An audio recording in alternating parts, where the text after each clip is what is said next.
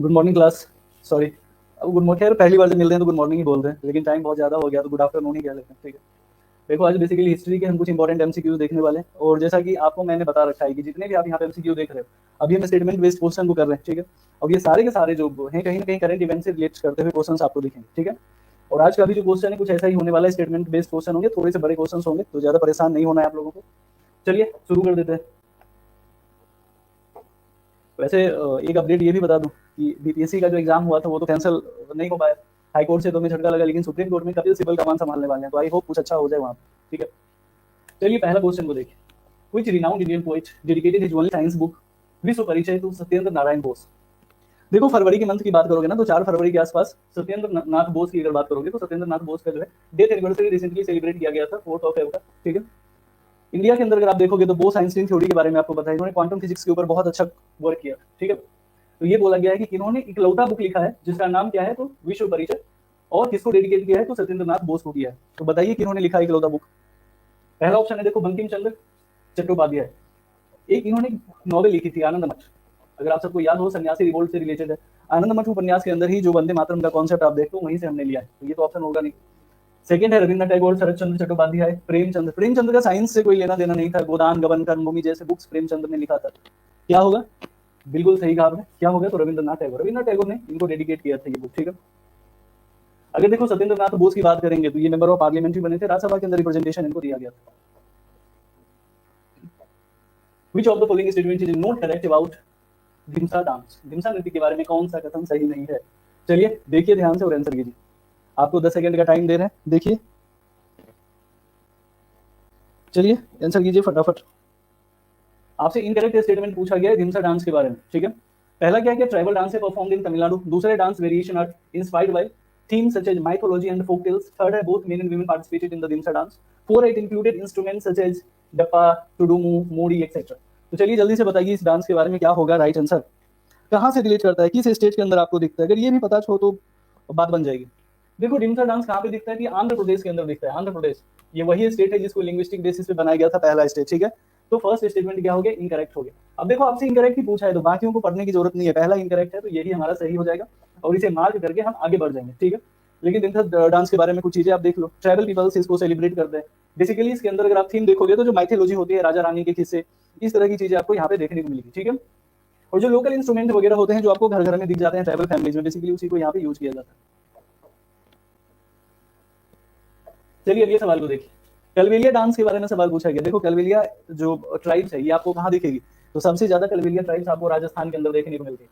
और ये देखो इंपॉर्टेंट क्यों हो गया, कलबेलिया के ऊपर क्यों क्वेश्चन पूछा गया है, तो आपको पता है ना नाइट स्कूल का कॉन्सेप्ट होता है कि जो अधेड़ उम्र के हो चुके हैं, 30-35 साल एज हो गई, तो उनके लिए नाइट स्कूल का कॉन्सेप्ट होता है कि रात में आओ पढ़ो ताकि शर्म भी ना आए लोगों को। तो चलिए, तो कलबेलिया कम्युनिटी की कुछ लोगों ने मिलकर राजस्थान के अंदर जो है नाइट स्कूल्स को बहुत आगे बढ़ाया, इसीलिए क्वेश्चन आपके सामने है। पहला है both men and women participate in Kalbelia dance. ठीक है, second it is inscribed on UNESCO's representative list of the intangible cultural heritage of humanity. अच्छा, कलबेलिया डांस के अंदर डांस किस तरह से की जाती है। देखो ये लोग इस कम्युनिटी में स्नेक सांप को बहुत ज्यादा वैल्यू दिया जाता है। ठीक है, आपको क्या दिखेगा कि जैसे नागिन डांस का नाम आपने सुना है ना, तो मेल फीमेल जो है वो एक तरह से आप समझो तो वो मेल फीमेल स्नेक की तरह फिर वो लिपट के डांस करते हैं, यही कॉन्सेप्ट है इसका। तो दोनों के दोनों स्टेटमेंट करेक्ट आपको दिखेंगे। और कहाँ के ट्राइब हैं तो राजस्थान के, ये भी याद रखना। Consider the following statement regarding the fort William. Fort William वही जगह है कलकत्ता के अंदर जिसकी वजह से बहुत सारी युद्ध लड़ी गई थी। बैटल ऑफ पलासी आपको याद है ना, सिराजुद्दौला के और ब्रिटिश आर्मी के बीच में जो लड़ी गई थी। और यहाँ पे एक और इवेंट हुआ था ब्लैक होल ट्रेजेडी, जिसके अंदर क्या हुआ था कि करीब 124-125 के आसपास ब्रिटिशर्स थे जिनको एक ही छोटे से कमरे में बंद कर दिया गया था और सफोकेशन की वजह से सबकी डेथ हो गई थी। तो चलिए देखते हैं। Sirajuddaula captured and destroyed the original Fort Williams during the siege of Calcutta in 1756। ठीक है, दूसरा क्या है कि the present Fort William was reconstructed by the British as a defensive military fortification after their victory in the battle of Buxar. देखो ये बात सही है, अगर 1756 की अगर बात करोगे तो क्या हुआ था, बैटल ऑफ पलासी आपको देखने को मिला था। बैटल ऑफ पलासी के यहाँ पे प्रॉब्लम्स क्या हुई थी आप समझो। सिराजुद्दौला चूंकि लास्ट इंडिपेंडेंट रूलर था, चाहता था कि एक्सपेंशन हो, दीवानी राइट्स हमारे पास हो, खास करके ट्रेड को कंट्रोल करना चाहता था। लेकिन ब्रिटिशर्स जो है वो क्या कर रहे थे, टैक्स पे करने से मना कर देते थे। यही वजह है कि सिराजुद्दौला परेशान हो गया और उसने 1756 में क्या करा था कि फोर्ट विलियम के ऊपर अटैक कर दिया। ठीक है, और अटैक करने के बाद फाइनली जो है फोर्ट विलियम को अपने कब्जे में ले लेगा। थोड़ा बहुत ऑब्वियसली वहां पे तोड़ फोड़ तो होगी, और यहीं पे होती है ब्लैक होल ट्रेजेडी। ठीक है, इसके बाद फाइनली क्या होगा कि नेक्स्ट इसी 1756-1757 में आपको बैटल ऑफ पलासी भी देखने को मिलेगी, जिसके अंदर सिराजुद्दौला की डेथ हो जाती है और फोर्ट विलियम को दोबारा ब्रिटिशर्स के द्वारा रिकंस्ट्रक्ट किया जाता है। यहाँ क्या दिया है, बैटल ऑफ बक्सर, इसीलिए सेकंड स्टेटमेंट इनकरेक्ट हो गया, इसीलिए राइट आंसर क्या होगा 1-1। ठीक है, बैटल ऑफ बक्सर आपको पता है बिहार के अंदर जो रीजन है, इसमें मीर कासिम जो था इसने ट्रीपार्टाइट अलायंस करा था। ठीक है, नवाब ऑफ अवध सुजाउद्दौला, मीर कासिम प्लस दिल्ली के एम्परर जो थे शाह आलम द्वितीय 2, उन तीनों के साथ मिलकर एक तरफ थे और हेक्टर मुंडो ने इनको हरा दिया था यहाँ पे। ठीक है, और देखो बैटल ऑफ प्लासी केस में आपको कौन दिखेगा, तो क्लाइव दिखेगा, ये भी याद रखना। चलिए अगले सवाल को देखिए, consider the following statement regarding Bali Jatra. देखो बलि जतरा बेसिकली एक प्रथा है, क्योंकि अगर आप देखोगे तो जो उड़ीसा वाला रीजन है, उड़ीसा के आसपास बे ऑफ बंगाल को क्रॉस करके लोग इंडोनेशिया वगैरह जाते थे, और पहले अगर देखोगे तो हिंदुइज्म का बहुत ज्यादा इंफ्लुएंस था इंडोनेशिया, जावा, सुमात्रा, इन सब पे। कंबोडिया में तो आपको अंगोर बट टेम्पल भी दिखता है। तो बलि जतरा के अंदर बेसिकली जो हमारे एंशिएंट कल्चर्स थे, जो हमारे रिलेशन थे बेसिकली इंडोनेशियन और उसके आसपास की कंट्री के साथ, तो उसी को यहाँ पे शो किया जाता है। ठीक है, पहला क्या है, देखो Bali Jatra is celebrated in Odisha to commemorate ancient maritime trade with South East Asia. अब देखो साउथ ईस्ट एशिया 100% करेक्ट, क्योंकि इंडोनेशिया, कंबोडिया ये सब आपको कहाँ पे दिखता है, साउथ ईस्ट एशिया में तो दिखता है। The festival is observed on Makar Sankranti and includes the Boita Bandhan rituals where women float lighted boats on the Mahanadi. अब आपको यहाँ पे फैक्चुअल डाटा पूछ दिया, फर्स्ट स्टेटमेंट तो आप गेस कर लेते हैं एक बार। सेकंड में ये बोला जा रहा है कि मकर संक्रांति के दिन सेलिब्रेट करता है और महिलाएं जो है महानदी रिवर के बारे में आपने सुना है, तो उसके अंदर बोट चला के वहां पे एंजॉय करती है। तो बताइए क्या होगा आंसर, क्वेश्चन नंबर 5 का आंसर कीजिए फटाक से। आज मेरा गला बहुत ज्यादा सूख रहा है, क्या होगा, देखो first statement 100% correct, second correct नहीं है, क्यों, हिंदी कैलेंडर के हिसाब से जो कार्तिक मंथ का पूर्णिमा होता है, तो कार्तिक पूर्णिमा के दिन ये आपको देखने को मिलता है। ठीक है, तो सेकंड स्टेटमेंट गलत हो गया, फर्स्ट करेक्ट। ऑब्वियसली फीमेल यहाँ पे बोट रेसिंग करती है, इसमें नो डाउट है, लेकिन ये कार्तिक पूर्णिमा के टाइम पे दिखता है, ना कि मकर संक्रांति के टाइम पे। With reference to traditional dance form consider the following pairs. देखो एक तरफ डांस फॉर्म दिए गए, ठीक है, दूसरी तरफ स्टेट दिया गया है, और आपको बताना है कि कौन सा जो है करेक्टली मैच है। अब ध्यान से देखिए और आप एलिमिनेट कर लोगे आसानी से, क्योंकि अभी मैंने इसमें से एक के ऊपर बात की है। चलिए देखिए और बताइए, आंसर कीजिए। क्वेश्चन नंबर 6 को देखिए ध्यान से, क्या होगा,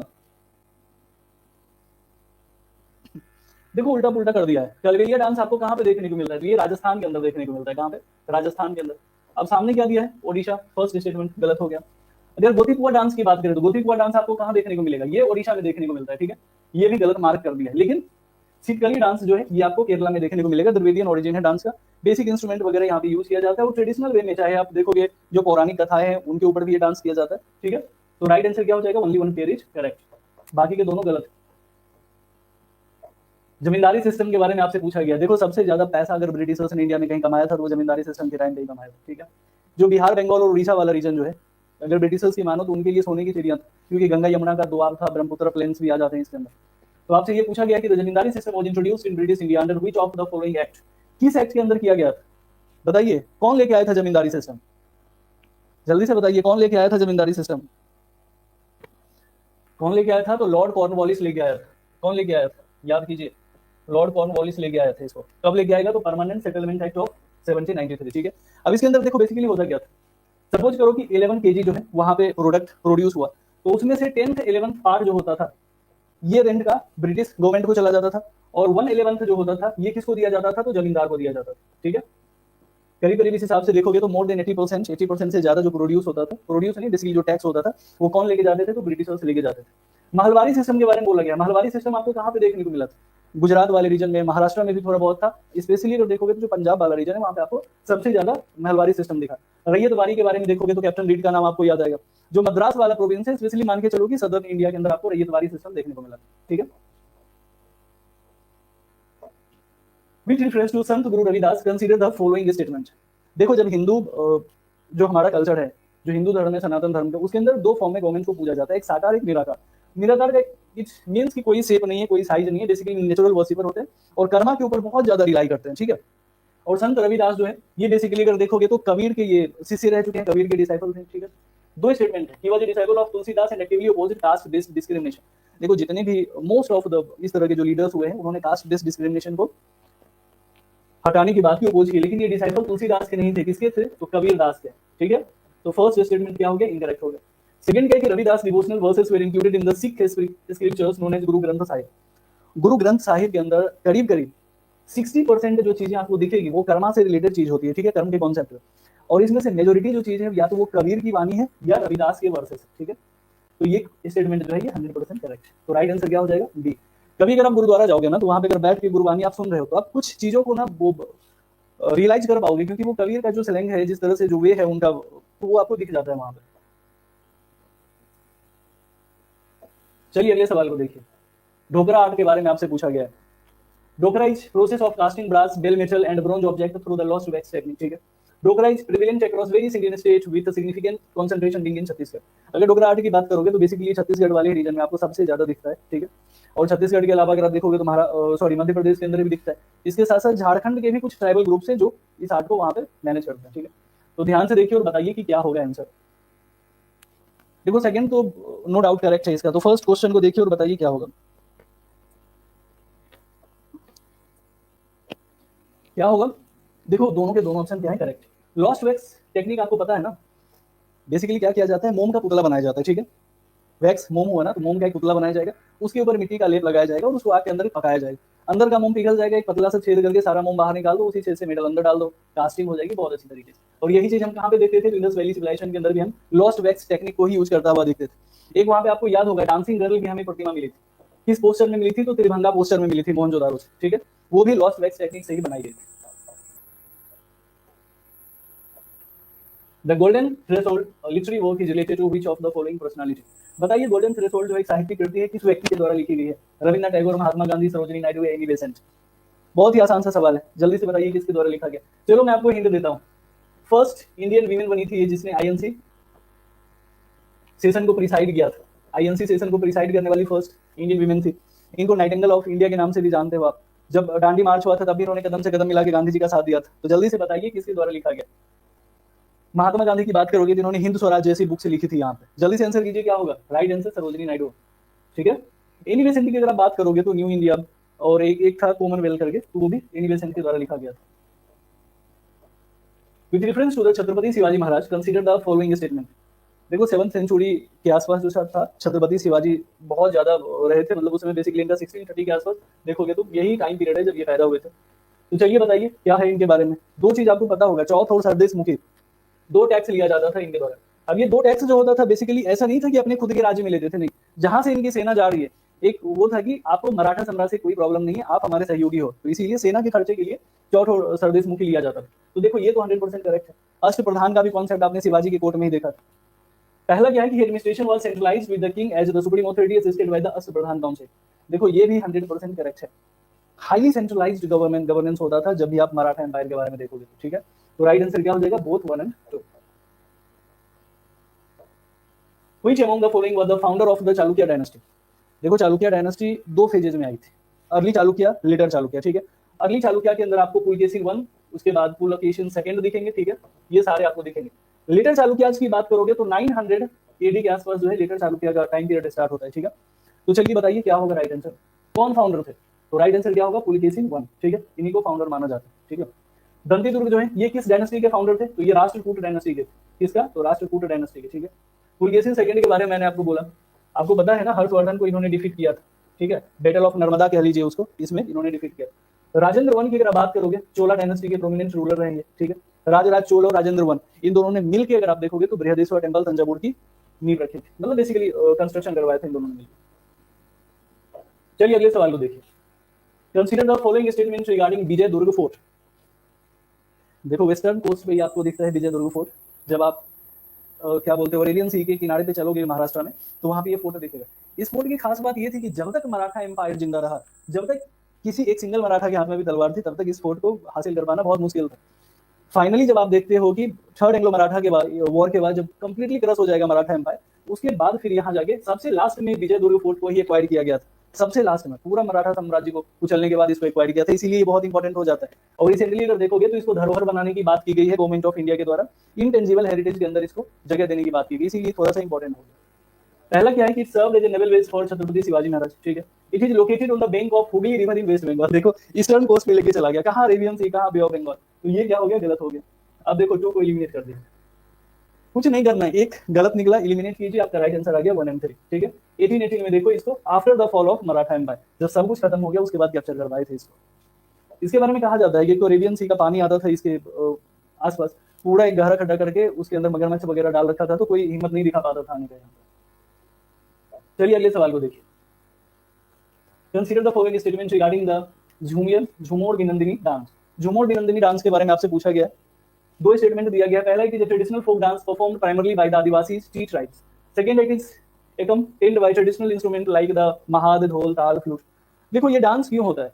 कभी अगर आप नॉर्थ ईस्ट जाओगे, खास करके असम वाले रीजन में जाओगे, तो असम में क्या होता है कि टी का हार्वेस्टिंग होता है। ठीक है, एक बार जो है टी लीव्स अच्छी खासी हो गई है तो उसकी हार्वेस्टिंग होगी। हार्वेस्टिंग से जस्ट पहले क्या होता है कि बहुत सारे लोग मेल फीमेल सब मिलके इसको एंजॉय करते हैं और बहुत ही लोकल इंस्ट्रूमेंट है, घर के अंदर ढोल हो, जो कॉन्सेप्ट था ना कोरोना में, ताली और थाली बजाओ, वही सीन है। जिसके घर में जो रहता है वो लेके आ जाते हैं, बजाते हैं, डांस वांस करते हैं, अच्छे से एंजॉय करते हैं। तो बताइए क्या होगा? तो देखो आदिवासी टी ट्राइब्स है, तो ये भी 100% करेक्ट है। बेसिकली जो टी कल्टीवेट करने का काम करते हैं वही सेलिब्रेट करते हैं। और सेकंड भी है कि जो ट्रेडिशनल इक्विपमेंट वगैरह होते हैं उन्हीं से ये परफॉर्म किया जाता है। ठीक है, तो ज्यादा कुछ था नहीं। अच्छा, आपसे इनकरेक्ट पूछा गया तो क्या हो जाएगा? Neither one not true. ठीक है, क्योंकि दोनों के दोनों स्टेटमेंट करेक्ट।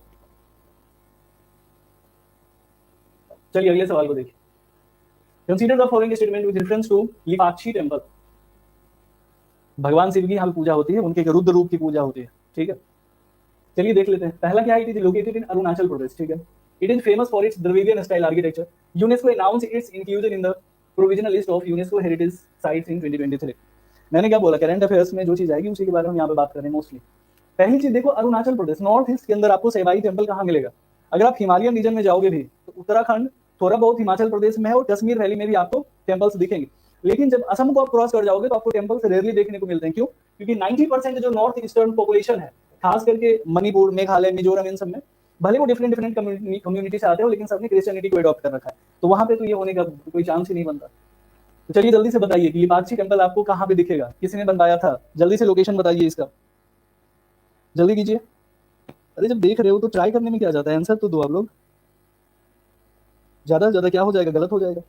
तो कहाँ पे होगा? तो ये आंध्र प्रदेश में होगा, ना कि अरुणाचल प्रदेश में। ठीक है, आंध्र प्रदेश में आपको दिखेगा। 1956 में आंध्र प्रदेश का गठन हुआ था, याद है ना? और जब आंध्र प्रदेश की बात है तो ऑब्वियसली साउथ इंडिया में हमने क्या देखा? द्रविडियन स्टाइल आर्किटेक्चर देखा है। वही नॉर्थ की बात होता तो हम क्या बोलते हैं? नगर स्टाइल आर्किटेक्चर की बात करते हैं। ठीक है, और कर्नाटका वाले रीजन में आपको बेसारा स्कूल ऑफ आर्ट भी दिख जाता है। और थर्ड स्टेटमेंट की अगर बात करोगे, ये भी 100% करेक्ट है। 2023 में इसको प्रोविजनल लिस्ट में शामिल करने की बात की गई है। ठीक है, तो सेकंड एंड थर्ड करेक्ट है, तो ओनली 2 पेयर्स आर करेक्ट। चलिए अगले सवाल को देखिए। With reference to the Buddhism consider the following statement. देखो हर एक रिलीजन में एक प्रॉब्लम होती है, जो कोर प्रिंसिपल को मानने वाले हैं। फॉर एग्जांपल हमारे हिंदू सनातन धर्म के अंदर अगर आप कोर प्रिंसिपल की बात करोगे, हम नेचर वर्शिपर थे। अगर आप ऋग्वेद की भी बात करोगे तो ऋग्वेद का दूसरा से लेके जो 8वां चैप्टर है उसके अंदर कहीं भी किसी भी भगवान के बारे में मेंशन नहीं है। ठीक है, उसके अंदर नेचुरल वर्शिपर्स की हम बात करते थे, वही कॉन्सेप्ट था बुद्धिज्म के अंदर। लेकिन जब फोर्थ बुद्धिस्ट काउंसिल के अंदर बुद्धिज्म 2 पार्ट में डिवाइड होता है, हीनयान, महायान। हीनयान जो था वो अपने ओरिजिनल फॉर्म में रहा और महायान ने मूर्ति पूजा स्टार्ट कर दी। अब यहाँ पे कॉन्सेप्ट देखो, हीनयान को लेसर विकल कर दिया, सबसे निचले पायदान पे रखा, और महायान जहाँ पे मूर्ति पूजा होती थी उसको टॉप पे पहुंचा दिया सबने।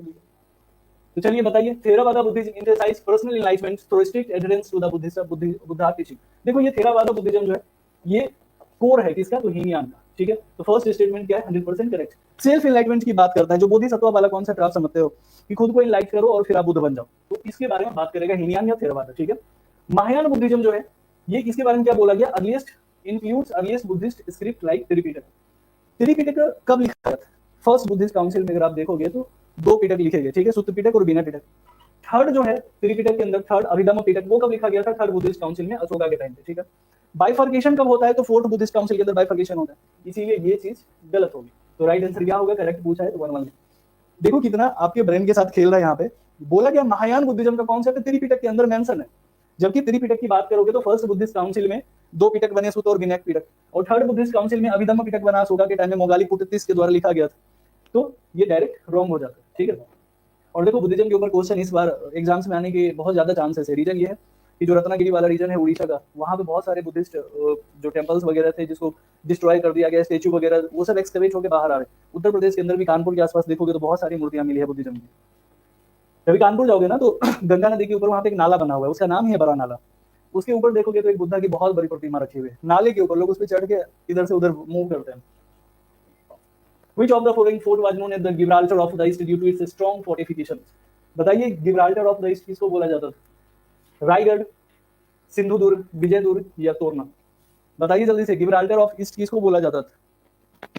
जल्दी आंसर कीजिए क्वेश्चन नंबर 17 का। हाँ कहीं कहीं देखो इसको जिब्राल्टर भी बोलते हैं, गिब्राल्टर भी बोलते हैं, तो उस पर ज्यादा फोकस नहीं करना है आपको। बताइए क्या होगा इसका आंसर? क्या होगा, इसको विजय दुर्ग के नाम से जाना जाता है, ठीक है। रिसेंटली अगर देखोगे ना तो 12 ऐसे फोर्ट्स इंडिया के अंदर, ऑल ओवर इंडिया की अगर बात करोगे तो पूरे इंडिया में 12 ऐसे किले हैं जिसको गवर्नमेंट ने यूनेस्को के लिस्ट में शामिल करने की बात की, ठीक है। तो प्रोविजनल लिस्ट में शामिल करने की फिलहाल बात की गई है, देखते हैं कि आगे क्या होता है। देखो इंपॉर्टेंट कितना क्यों हो जाता है कि यूनेस्को की साइड जितनी ज्यादा बढ़ेगी हमारा उतना ज्यादा नाम होगा, कल्चरल डाइवर्सिटी को प्रमोट किया जाता है तो टूरिज्म ऑब्वियसली ज्यादा बढ़ जाता है, ठीक है। चलिए इस सवाल को देखिए, which of the following correctly describe the significance of the, देखो ये अली अल लिगैंग फेस्टिवल है, ठीक है। अली अल लिगैंग फेस्टिवल है, ठीक है। पहला it is religious festival dedicated to Hindu deities Shiva and Parvati. दूसरा है पोस्ट हार्वेस्ट फेस्टिवल है सेलिब्रेटिंग सरप्लस एग्रीकल्चर प्रोडक्शन। तीसरा है it marks the beginning of the sowing season and associated with agricultural prosperity. चौथा है tribal war dance performed before going to battle. बताइए Ali Ai Ligang festival किससे relate करता है? देखो बहुत इंपॉर्टेंट है, जल्दी से बताइए किससे रिलेट करेगा, बताइए जल्दी से किससे रिलेट करेगा। देखो झूम कल्टीवेशन के बारे में आप सबने बहुत सुना होगा, ठीक है। झूम कल्टीवेशन, शिफ्टिंग कल्टीवेशन, बेसिकली एक पहाड़ों पे जो खेती होती है, एक जगह खेती करो, अगर लगे कि फर्टिलिटी कम हो गई तो फिर दूसरी जगह चले जाते हैं, शिफ्टिंग एक तरह से शिफ्ट करते रहते हैं, ठीक है। तो ये जो फेस्टिवल है बेसिकली असम और उसके आसपास के रीजन में आपको दिखेगा, बेसिकली नॉर्थ ईस्टर्न में आपको दिख जाता है ये, ठीक है। और जब मैंने कल्टीवेशन की बात की है तो किससे रिलेट करेगा, it marks the beginning of the sowing season and is associated with agricultural prosperity, ठीक है। देखो स्पाइस वगैरह का कल्टीवेशन की अगर बात करोगे या टी कल्टीवेशन की बात करोगे तो प्लांटेशन स्टार्ट कब होता है, तो ये फेब, लास्ट फेब या मार्च के आसपास देखोगे तो ये स्टार्ट हो जाता है, ठीक है। और हिंदू कैलेंडर जो है उस कैलेंडर के हिसाब से जो 12th मंथ है फाल्गुन का, तो उसमें ये आपको देखने को मिलेगा। Which of the following books was written by Veer Savarkar? बताइए वीर सावरकर के द्वारा कौन सा बुक लिखा गया है? देखो हालांकि हमारे देश के अंदर इनको बहुत ज्यादा रिस्पेक्ट दी जाती है, ठीक है, सबका अपना अपना पर्सपेक्टिव है। वीर सावरकर जब जेल में थे, सेलुलर जेल अंडमान निकोबार में, तो उन्होंने वहां से बहुत सारी लेटर्स लिखे थे ब्रिटिश एम्पायर को, और उसमें से फाइनली उन्होंने एक्सेप्ट किया था कि आप हमें पेंशन दो, हम सिर्फ हिंदू सोसाइटी को अपलिफ्ट करने की बात करेंगे, हमें इंडिपेंडेंस से कोई लेना देना नहीं है, ब्रिटिश मोनार्क के अंदर है कि हिंदू सोसाइटी को अपलिफ्ट करेंगे, बेसिकली अपर कास्ट हिंदू को अपलिफ्ट करने की बात की गई थी उसके अंदर, ठीक है। तो चलिए बताइए वीर सावरकर के द्वारा कौन सी बुक लिखी गई थी, क्या होगा, the first war of Indian independence. 1857 का जो सिपाही म्यूटिनी आप जानते हो, इसी के ऊपर इन्होंने बुक लिखा था, ठीक है। हिंद स्वराज की बात करोगे तो ये किसके द्वारा लिखा गया, तो ये महात्मा गांधी के द्वारा लिखा गया। आनंद मठ की बात करोगे तो कौन किन्होंने लिखा था, तो बंकिम चंद्र चट्टोपाध्याय भी कहीं पे मेंशन मिलेगा, कहीं पे बंकिम चंद्र बनर्जी देखने को मिलेगा, ठीक है। Herath festival is mainly celebrated in which of the following regions in India. बताइए हेरात फेस्टिवल कहां पे आपको देखने को मिलता है? चलो मैं आपको एक हिंट देता हूं, अखरोट समझते हो ना, वॉलनट। तो इस फेस्टिवल के अंदर बेसिकली क्या होता है कि भगवान शिव की पूजा होती है और अच्छे खासे अमाउंट में अखरोट वगैरह डिस्ट्रीब्यूट किया जाता है। तो आप गेस करो अखरोट का प्रोडक्शन सबसे ज्यादा कहां पे होता होगा? अगर इन रीजन की बात करोगे तो कहां पे होता है? सबसे ज्यादा जम्मू एंड कश्मीर के अंदर आपको देखने को मिलता है, ठीक है। हेरात फेस्टिवल आपको जम्मू कश्मीर के अंदर ही दिखेगा, एक सेवाइट फेस्टिवल है, भगवान शिव की इसके अंदर पूजा की जाती है, ठीक है। अभी रिसेंटली ये सेलिब्रेट किया गया था, इसीलिए ये न्यूज में आ गया। Consider the following pairs related to Sufism. देखो भक्ति मूवमेंट के बारे में आप सबको पता है ना कि भक्ति मूवमेंट के अंदर आपने सन्यासी रिवोल्ट भी देखा था। चाहे भक्ति मूवमेंट की बात करो या सूफीज्म की बात करो, इनका कोर कंसेप्ट होता है कि कर्मा के ऊपर बिलीव करते हैं, ठीक है। एक वे ऑफ लाइफ को रिप्रेजेंट करते हैं, जहां जहां जाएंगे एक वे ऑफ लाइफ को अपने परफॉर्मेंस के द्वारा उसको रिप्रेजेंट करने का काम करते हैं। तो कुछ कर्म दिए गए हैं और उसके मीनिंग दिए गए हैं, और आपको बताना है कि कौन कौन सा इसमें से करेक्टली मैच है, ठीक है। पहला देखो मुरीद। अब मुरीद का मतलब क्या होता है?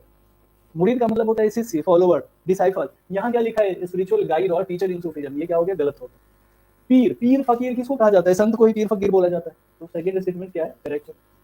शेख या मुर्शिद, ये क्या होता है? Disciple of follower of Sufi order. नहीं, शेख और मुर्शिद क्या होते हैं? तो ये स्पिरिचुअल गाइड होते हैं, और मुर्शिद क्या होगा? तो ये डिसाइपल होते हैं। तो क्या होगा? कौन सा करेक्टली मैच है? तो 2 ओनली, ठीक है। देखो जो कुतुब मीनार आप दिल्ली के अंदर देख रहे हो ना, ये कुतुब मीनार भी जो है एक सूफी संत के लिए ही बनाया गया था, स्टार्ट करा गया था कुतुबुद्दीन ऐबक के द्वारा, उसको कंप्लीट करवाया गया था इल्तुतमिश के द्वारा। बाद में आप देखोगे कि लोधी डायनेस्टी के रूलर उसको रिपेयर भी करवाएंगे। Consider the following statement regarding Nanji Deshmukh. देखो नानजी देशमुख रिसेंटली जो था इनका डेथ एनिवर्सरी था, बहुत सारी बातें की गई थी इसके बारे में, हमारे प्रधानमंत्री ने जो डिस्कस करते हैं उसके अंदर भी बात की गई थी इनके बारे में, ठीक है। पहला क्या, ही वाज की figure in Sampoorna Kranti total revolution movement led by Acharya Vinoba Bhave. अब देखो संपूर्ण क्रांति का जो है वो जनक कौन थे? बिहार से कनेक्शन है, यहाँ पे विनोबा भावे लिखा गया। ध्यान से देखिए और आंसर कीजिए इस क्वेश्चन को, थोड़ा सा अटपटा क्वेश्चन है तो ध्यान रहे, इसमें गलती ना हो क्योंकि आखिरी क्वेश्चन है आपका, ठीक है। चलिए बताइए क्या होगा इसका। देखो नानजी देशमुख बहुत ही इंपॉर्टेंट कैरेक्टर है, गांधी जी से बहुत ज्यादा इन्फ्लुएंस थे, इसीलिए स्वराज ये कॉन्सेप्ट को बहुत ज्यादा मानते थे। और स्वराज के कॉन्सेप्ट में भी जो आप देखते हो ना, ग्राम स्वराज की जब बात होती है कि ग्रास रूट लेवल पे डेवलपमेंट चाहिए, गांव के लोग तरक्की करेंगे तभी देश की तरक्की करेगा, ये कॉन्सेप्ट इनका था। ठीक है, यहाँ पे जो संपूर्ण क्रांति की बात की गई है तो ये गलत हो गया। ठीक है, सेकंड क्या है कि he established the Deendayal research institute to promote the principles of integrated humanism. ये देखो 100% करेक्ट। कभी पूछ लेगा देशमुख टाइटल है तो कहां से होंगे, तो महाराष्ट्र से बिलोंग करेंगे। थर्ड है he was posthumously awarded the Bharat Ratna for his contribution to rural development. यही तो मैंने बोला, गांधी जी से बहुत ज्यादा इंस्पायर थे, कहते थे कि ग्रास रूट लेवल डेवलपमेंट से ही पूरे देश का विकास होगा। तो चलिए बताइए क्या होगा इसका राइट आंसर। देखो बिल्कुल सही है, इनको भारत रत्न भी दिया गया है। क्या हो जाएगा राइट आंसर? B, 2 and 3। ठीक है, संपूर्ण क्रांति ये जयप्रकाश नारायण के टाइम की बात है। आपको पता है कि जब इमरजेंसी लगी थी तो उसके बाद टोटल रिवॉल्यूशन लेके आ गए थे और बोला था चौखंबार आज हम लेके आएंगे, ये कॉन्सेप्ट था उस समय में। अगर आप बीपीएससी की प्रिपरेशन करेंगे तो उसके लिए फिर आपके लिए ये संपूर्ण क्रांति इंपॉर्टेंट हो जाता है, बाकी कोई लेना देना नहीं। ठीक है, तो चलिए 23 क्वेश्चंस थे इस सेशन में, ये सारे क्वेश्चन जो आपके कंप्लीट हो गए। आई होप आपने एंजॉय किया होगा सेशन को। तो जाने से पहले लाइक वगैरह कर दीजिएगा और दोस्तों के साथ थोड़ा सा शेयर भी कर दे ताकि हमें भी थोड़ा सा रीच मिल सके। ठीक है, और नेक्स्ट सेशन जो हम लेंगे वो करंट से ही रिलेट करेगा। आपको पता है कि यूएसए ने टैरिफ लगा दिया हमारे ऊपर 26%, तो कहीं ना कहीं फिर से बैलेंस ऑफ पेमेंट का क्राइसिस होने वाला है। तो कल जो हम इकोनॉमिक्स के ऊपर एक सेशन लेंगे और देखेंगे कि क्या क्या चीजें हो रही है करंट में, क्या क्या चीजें चेंज हुई। ठीक है, तो चलिए फिर मिलते हैं कल आपसे, तब तक के लिए थैंक यू।